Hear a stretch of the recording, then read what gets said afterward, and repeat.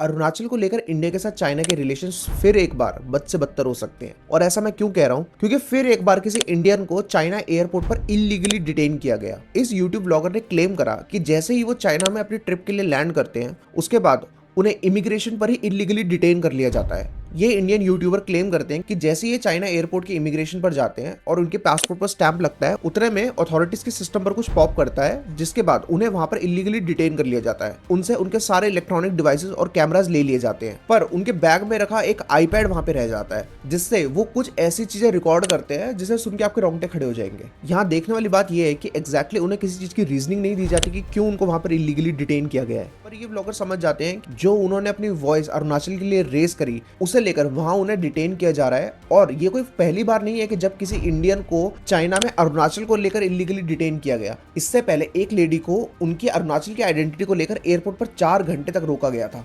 Detention के दौरान ये व्लॉगर बताते हैं कि कैसे उनको 5-6 घंटे तक पानी नहीं दिया गया। जब उनको डिटेंशन सेंटर ले जाया जाता है, वहां वो देखते हैं कि उनके साथ 4-5 बांग्लादेशीज भी थे, लेकिन उनके साथ उनका व्यवहार कुछ अलग तरीके का था। 5-6 घंटे तक उन्हें पानी नहीं दिया जाता। मांगने के बाद भी 4-5 बार बोलने के बाद उनको थोड़ा सा पानी दिया जाता है, जिसके बाद वो अपने आईपैड में रिकॉर्ड करते हैं जो भी आगे हुआ।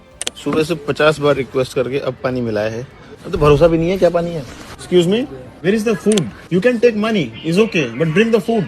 12 घंटे तक उन्हें मांगने के बाद भी खाना नहीं दिया गया, और जब 12 घंटे के बाद खाना लाया गया तो उस इंडियन यूट्यूबर को छोड़कर बाकी सबको खाना दे दिया गया। और ये चीज उन्होंने अपने आईपैड में रिकॉर्ड करी कि जिस तरीके से वहां पर बैठी एक लेडी ऑफिसर उनको मना कर रही है कि नहीं, आपको खाना नहीं दिया जाएगा। और फिर 15 घंटे के ब्रूटल डिटेंशन के बाद उन्हें रिलीज कर दिया जाता है। उन्हें कोई रीजन या इसकी कोई अपॉलॉजी तक नहीं दी जाती। एक बेसिक प्रोसीजर होता है कि जब आप किसी फॉरेन कंट्री में डिटेन होते हो फॉर एनी रीजन, आपके पास राइट होता है कि आप इंडियन एम्बेसी पर अपनी गुहार लगा सकते हो, लेकिन उन्हें इंडियन एम्बेसी पे कॉल तक नहीं करने दिया गया। और इस बात को बहुत टाइम नहीं हुआ है कि जब एक लेडी को वहां पर इलीगली डिटेन किया गया था 4 घंटे के लिए, और जिसके बाद पूरे सोशल मीडिया पर इवन इंडियन अथॉरिटीज तक ने इस पर आवाज उठाई थी। और अब ये एक बार फिर से हुआ है। आपके लिए ये बात जाननी जरूरी है कि चाइना पहले भी कई इंडियन जर्नलिस्ट, एथलीट्स और कई सेलिब्रिटीज के वीजा डिनाई कर चुका है। 2023-24 में चाइना ने अरुणाचल के कई विलेजेस के लिए चाइनीज नाम तक रिलीज किए थे।